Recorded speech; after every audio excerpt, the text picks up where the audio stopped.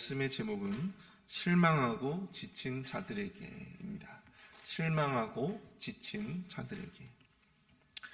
여러분들은 뭔가를 간절하게 바라보신 적이 있으신가요? 그런데 그 간절했던 바람이 이루어지는 기미가 보이는 듯 하면서도 이루어지지 않을 때 여러분들은 어떠한 마음이 드십니까?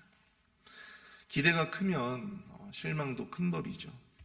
차라리 아예 그 기미라도 보이지 않았으면 기대라도 하지 않았을 텐데, 오히려 아무것도 보이지 않았을 때보다 더 큰 실망과 또 절망이 찾아오기 마련입니다.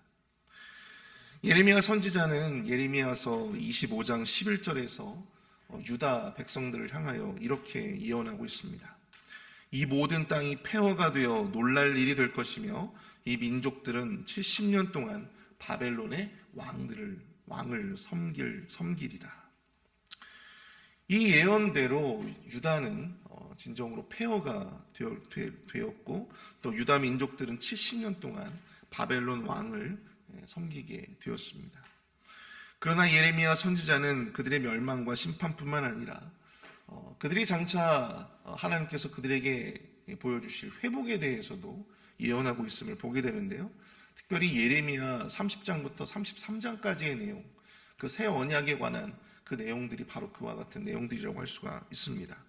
우리 예레미야 30장 3절을 보시면, 여호와의 말씀이니라, 보라, 내가 내 백성 이스라엘과 유다의 포로를 돌아가게 할 날이 오리니 내가 그들을 그 조상들에게 준 땅으로 돌아오게 할 것이니 그들이 그 땅을 차지하리라. 여호와께서 말씀하시니라. 포로에 갇혀 있었던, 포로로 있었던 그들이 다시 돌아오게 될 것이다라고 하는 것을 예언해 주신 것이죠. 또한 예레미야 31장 38절에는 이런 구절도 있습니다.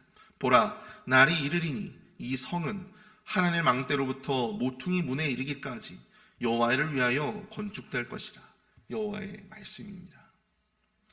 예레미야는 바벨론에 억류되어 있었던 유다인들이 다시 고국으로 돌아오게 될 것이고, 또 무너졌던 예루살렘의 성벽이 다시 재건될 것이다 라고 하는 것을 예언하고 있습니다.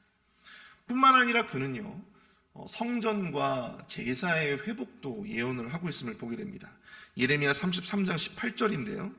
내 앞에서 번제를 드리며 소제를 사르며 다른 제사를 항상 드릴 레위 사람 제사장들도 끊어지지 아니하리라 하시니라.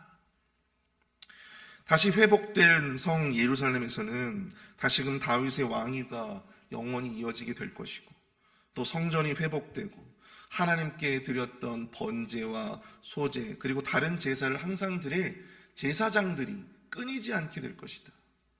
그렇게 예언하고 있음을 보게 되는 것이죠. 그런데 이 예언의 말씀처럼 실제로 바벨론의 포로로 억류되어 있었던 유다인들은요, 바사왕 고레스에 의해서 자유를 얻게 되었습니다. 그래서 우리가 너무나도 잘 알고 있다시피 1차, 2차, 3차에 걸쳐서 유다인들이 귀환을 하게 되었죠. 그런데 막상 그토록 바래왔던 고국 땅으로 돌아왔는데 그들에게 남겨진 것은 아무것도 없었습니다. 먹고 살 길조차 막막한 상황이 이어졌고, 또 그들이 정말 이 종교적인 열심을 내어서 성전을 재건하려고 그렇게 시도를 했지만 당시 사마리아인들을 비롯한 이민족들의 방해 공작이 있었어요. 그래서 이 페르시아의 투서를 넣어가지고 이 유다인들이 반란을 꾀한다. 그래서 잠시 그 성전의 재건 공사가 아주 오랜 시간 동안 중단된 적이 있었습니다. 그런 어떤 실패를 그들이 경험을 하면서 그들의 마음 가운데에는 패배주의와 또한 그들의 마음 가운데 영적인 나태함들이 자리 잡게 되었다라고 하는 사실이죠.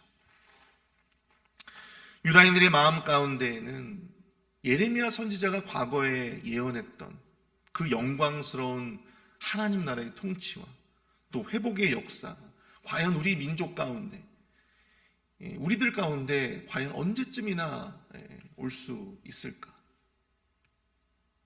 어떤 그러한 실망감들이 그들에게 있었다라고 하는 사실입니다. 그리고 그러한 어떤 실망과 또한 그러한 또 지쳐갔던 어떤 유다인들에게 다시금 이 성전 재건에 대한 어떤 동기부여를 주고 또 그 마음 가운데 격려를 주었던 선지자가 바로 누구냐? 바로 오늘부터 우리가 살펴보게 될 바로 이 스가랴 선지자다라고 하는 사실이죠. 스가랴 선지자는 이 학개 선지자와 동시대에 활동했던 선지자입니다. 여러분 잘 아시다시피 학개 선지자는 무엇을 했습니까? 성전을 재건하지 않으려고 했던 유다인들의 마음 가운데 너희들이 성전을 재건해야 된다라고 하는 어떤 강한 명령과 강한 메시지를 주었던 선지자가 바로 이 학개 선지자거든요. 그리고 실제로 그들이 학개 선지자의 그 말씀에 동화되어서 결국 성전 재건을 다시 시작하게 되었다라고 하는 사실입니다. 스가랴 선지자는 특별히 여러 어떤 환상과 예언들을 통해서 메시아가 회복하고 통치하시는 영광스러운 유다, 그것이 반드시 도래하게 될 것이다라고 하는 것을 유다인들에게 선포하게 되었다라고 하는 것이죠. 성전 재건을 앞두고 의욕을 잃고 실망하고 지쳐있는 그들에게 스가랴는 위로와 격려의 메시지를 전합니다. 오늘날에도 삶의 회복과 영광을 바라지만 나아지지 않는 이 현실을 바라보고 실망하고 지친 그리스도인들이 오늘 이 본문의 말씀을 통해서 우리 주님이 과연 어떠한 위로를 우리에게 주시는지 오늘 이 새벽에 함께 살펴보고 은혜를 나누어 보기를 원합니다. 우리 가장 먼저 우리 1절의 말씀을 한번 보시길 원하는데요. 다리오 왕 제2년 8째 달에 여호와의 말씀이 이도의 손자 베레기야의 아들 선지자 스가랴에게 임하니라. 이르시되. 자, 오늘 본문은 다리오 왕 제2년 8째 달에라고 하는 구절로 시작되어지고 있습니다. 자, 이 구절은 당시 스가랴 선지자가 예언을 시작했던 당시의 시대적인 어떤 상황을 대변해주는, 설명해주는 구절이라고 볼 수가 있는데요. 다리오 왕 제2년이 언제이냐? 바로 중단되었던 성전 재건 공사가 다시금 시작되었던 그때가 바로 이 시기였다라고 하는 것입니다. 비록 학개 선지자를 통해서 학개 선지자의 메시지를 통해서 성전 재건이 이루어지고 있었지만 그럼에도 불구하고 유다인들의 마음 가운데에는 이 공사가 또 실패하는 거 아니야? 이러다가 또 우리가 이 반란 세력들로 그렇게 모함을 받아서 우리가 이제는 다시금 또 이 페르시아로 끌려가게 되는 것 아니야? 어떤 그런 불안감과 어떤 그런 패배주의가 그들의 마음 가운데 있었다라고 하는 사실이죠. 우리가 이렇게 성전을 열심히 재건을 해도 실제로 우리의 삶 가운데 정말 이 예레미야 선지자가 전했던 그 영광스러운 예루살렘에 재현될 수 있을까라고 하는 어떤 그런 마음의 그런 불안감과 두려움들이 그들 안에 있었다라고 하는 것입니다. 그때 선지자 스가랴는 하나님의 말씀을 대언하기 시작합니다. 우리 2절과 3절을 보십시오. 여호와가 너희의 조상들에게 심히 진노하였느니라. 그러므로 너는 그들에게 말하기를 만군의 여호와께서 이처럼 이르시되 너희는 내게로 돌아오라. 만군의 여호와의 말이니라. 그리하면 내가 너희에게로 돌아가리라. 만군의 여호와의 말이니라. 이제 막 중단되었던 성전 재건을 시작하려고 하는 그들에게 스가랴는 처음부터 아주 강한 메시지를 선포합니다. 여호와 하나님께서 유다의 조상들에게 심히 진노하셨었다라고 하는 것을 먼저 이야기하고 있다라고 하는 것이죠. 그러면서 현재 유다인들에게 이렇게 강조합니다. 내게로 돌아오라. 내게로 돌아오라. 그리고 먼저 너희들이 돌아오면 내가 너희에게로 돌아갈 것이다. 여기서 우리는요 매우 중요한 영적인 깨달음을 얻게 됩니다. 회복의 우선순위에 대한 내용이에요. 회복의 우선순위. 저와 여러분들 모두가 각자가 하나님 앞에 바라는 무언가가 다 있잖아요. 하나님 앞에 여러분들의 삶을 통하여 우리의 삶을 통하여 하나님께서 이루어 주시기를 원하시는 회복과 또한 성취의 기대라는 것이 있지 않겠습니까? 그것이 어떤 사람에게는 개인의 어떤 꿈과 비전이 될 수도 있고 또 어떤 사람에게는 그것이 먹고 사는 삶의 어떤 문제가 될 수도 있고요.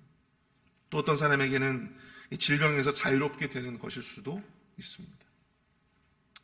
모든 사람들이 각자가 바라는 어떤 회복과 성취의 어떤 제목들을 가지고 하나님께로 나아와서 기도하잖아요. 그리고는 그 모든 회복과 성취의 시작이 하나님이라고 생각을 합니다.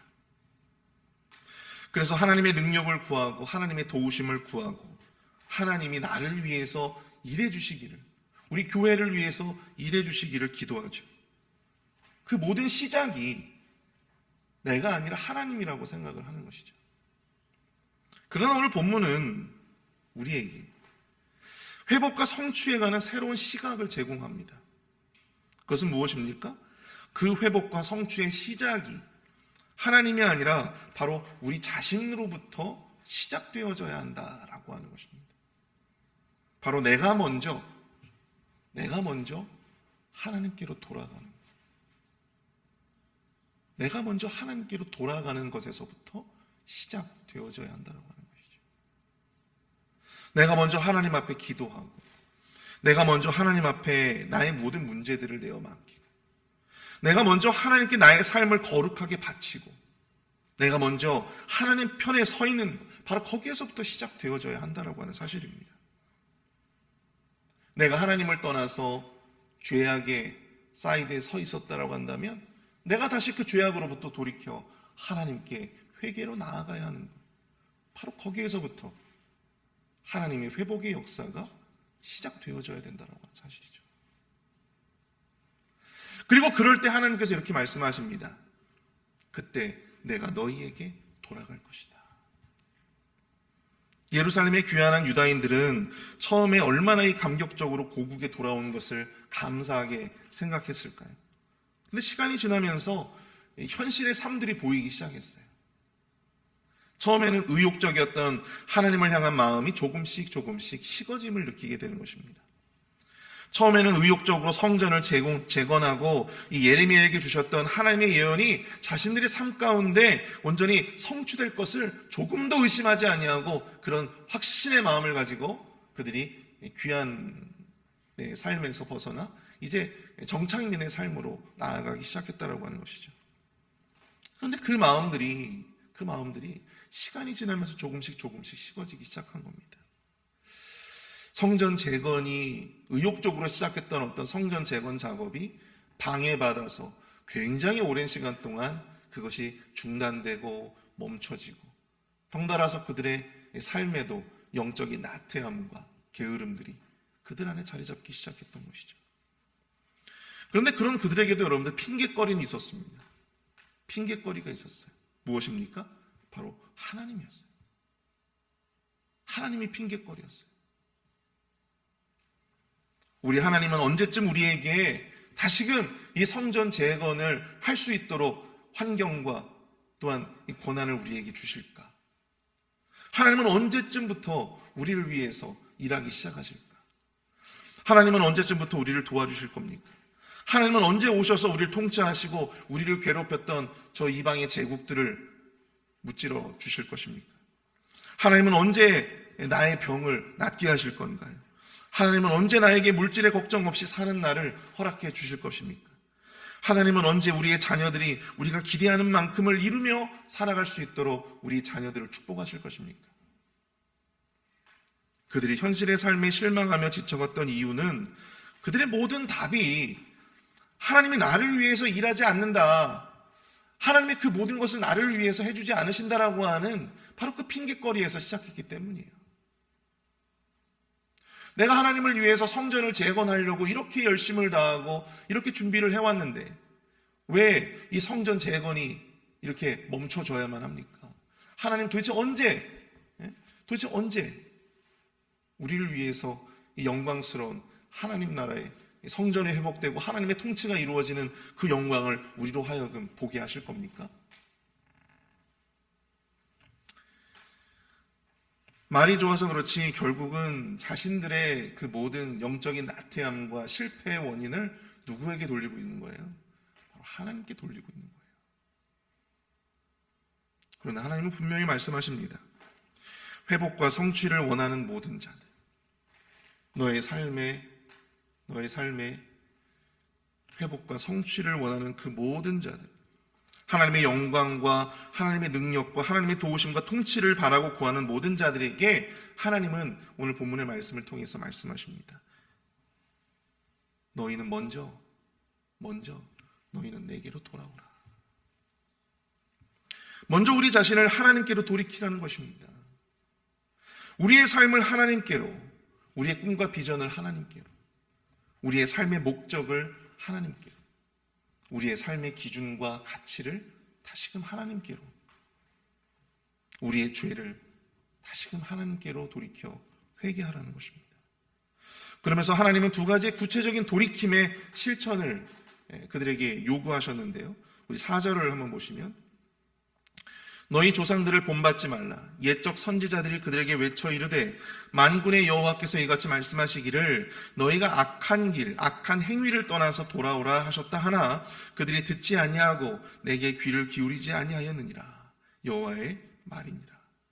첫 번째로 하나님께서 요구하시는 돌이킴, 하나님께로 돌아오는 것은 무엇을 의미하느냐? 첫 번째는 뭐냐면 그릇된 죄의 모습을 본받지 말라 이거예요. 과거의 조상들이 행했던 그 그릇된 죄의 모습들, 하나님의 말씀에 귀 기울이지 않고 그릇된 세속에 물들어갔던 그 삶을 본받지 말라는 것입니다. 4절에서 말씀하시죠. 너희 조상들을 본받지 말라. 여러분, 바벨론 포로기 이전에 남유다라고 하는 왕국이 실제했을 때에도 여러분 그때에도 하나님은 일하셨습니다. 그들을 위해서 누구보다도 열심히 일하셨습니다. 누구보다도 많은 선지자들을 그때 보내셨고 그들에게 말씀하셨어요. 회개해야 된다. 다시금 돌아와야 된다. 너희들 그러다 큰일 난다. 하나님께서 일하지 않으셨던 것이 아닙니다. 하나님이 유다와 함께하지 않으셨던 것이 아니에요.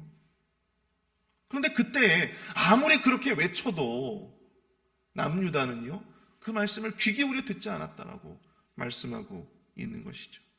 너희가 악한 길, 악한 행위를 떠나서 돌아오라 했더니 그들이 듣지 아니하였다. 듣지 아니하였다. 결국 지금 현재 성전을 재건하는 그 후손들이 본받지 말아야 할 그들의 조상들의 죄가 무엇입니까? 악한 길, 그 악한 행위에서 벗어나서 하나님의 말씀을 새겨 듣지 못하는 바로 그 악한 그릇된 습성에서 그들이 자유로워져야 된다고 하는 것이죠. 우리가 하나님께로 돌아간다라고 할 때, 우리가 하나님께로 돌아간다고 할 때, 그 회복과 그 성취의 시작이라고 할 수 있는 우리가 하나님께 돌아간다라고 하는 것은 첫 번째로 우리의 그릇된 죄의 모습을 본받지 말아야 된다라고 하는 것입니다. 악한 자들의 죄의 모습, 악한 세대의 그 죄의 모습들을 우리가 본받지 않은 것에서 출발한다라고 하는 것입니다. 로마서 12장 2절 말씀 여러분들 기억하시죠? 너희는 이 세대를 본받지 말고 오직 마음을 새롭게 함으로 변화를 받아 하나님의 선하시고 기뻐하시고 온전하신 뜻이 무엇인지 분별하도록 하라. 이 악한 세대를 본받지 말아야 한다라고 하는 것을 이야기해주고 있는 것입니다. 가정 안에서의 악한 문화를 본받지 않고 교회 내에서의 어떤 악한 문화를 본받지 않는 것 너무나도 중요하다고 하는 것입니다. 여러분, 제가 여러 교회에서 사역들을 해보면서 느끼는 것은 뭐냐면 각 교회마다 각자의 어떤 그런 문화라고 하는 것이 존재한다는 거예요. 문화. 교회마다의 어떤 특정한 어떤 습성도 있고 어떤 문화라고 하는 것이 존재하더라는 것이죠. 근데 그것이 아주 좋은 것도 있어요.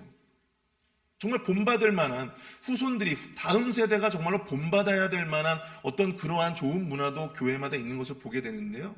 근데 안타까운 것은 교회가 어렵게 되어지는 어떤 그런 모습들이 계속해서 반복이 되어진다고 하는 것입니다.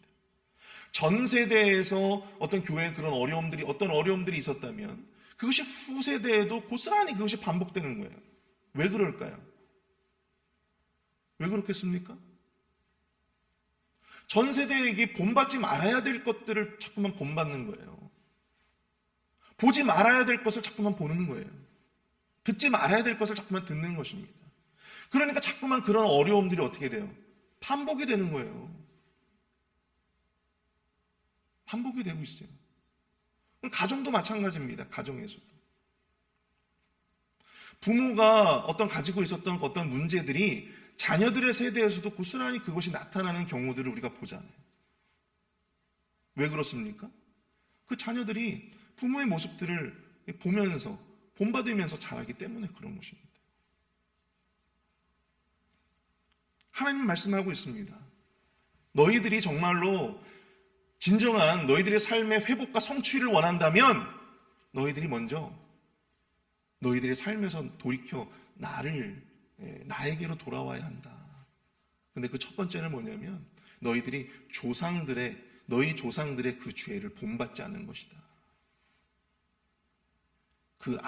아무리 외쳐도, 아무리 말씀해도, 아무리 그 말씀을 들어도 그 악한 길에서, 그 악한 행위에서 돌이키지 않고 그 말씀을 듣지 않았던 너희 조상들의 그 죄에서 너희들이 놓여져야 된다. 본받지 말아야 된다라고 하는 것을 가장 먼저 말씀하고 계시다라고 하는 사실입니다. 하나님의 편에서 거룩한 삶의 모습을 가지려고 노력하는 그 거룩한 도전에서부터 진정으로 우리가 그토록 원하고 갈망하는 그 회복과 그 성취가 시작된다라고 하는 사실을 여러분들 꼭 기억하실 수 있기를 축복합니다. 두 번째로 하나님의 말씀이 우리의 삶에 임하여 회개의 실천으로 나아가야 된다라고 하는 것을 이야기해 주고 있어요.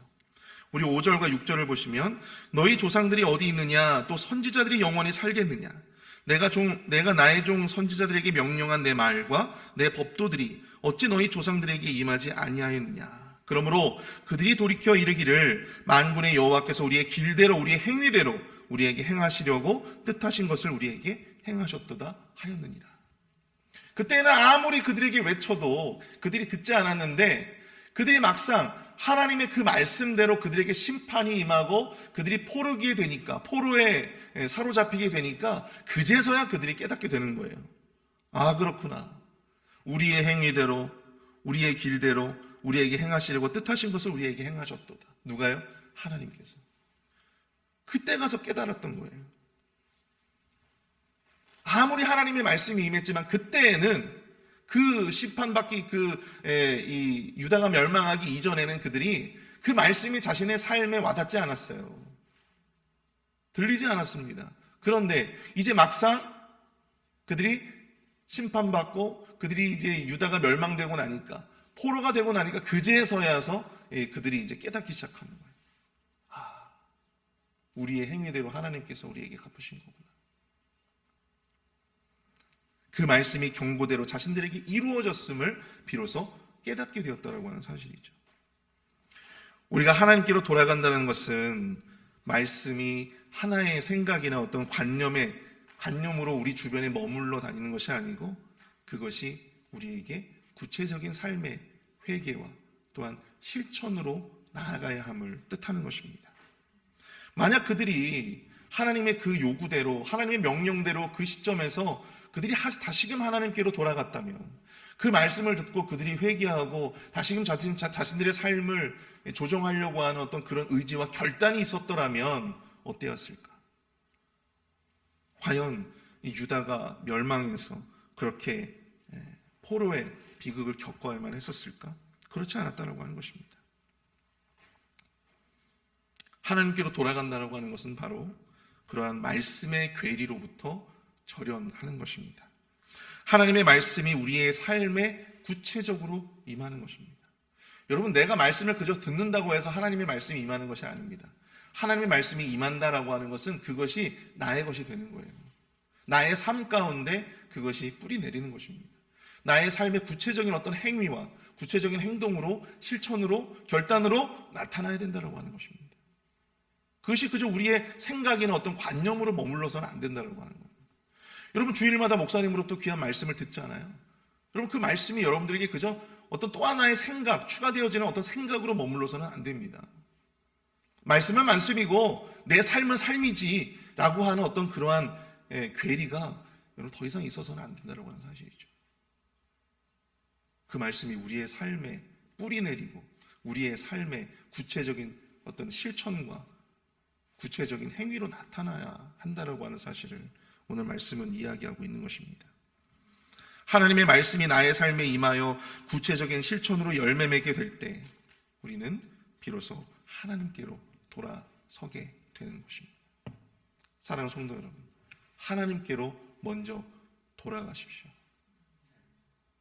하나님께로 먼저 돌아가야 합니다. 그럴 때 하나님께서는 비로소 우리에게 돌아오셔서 우리의 삶 가운데 역사하시고 당신의 통치를 이제 우리의 삶을 통하여 이루어 나가시게 될 줄로 믿습니다.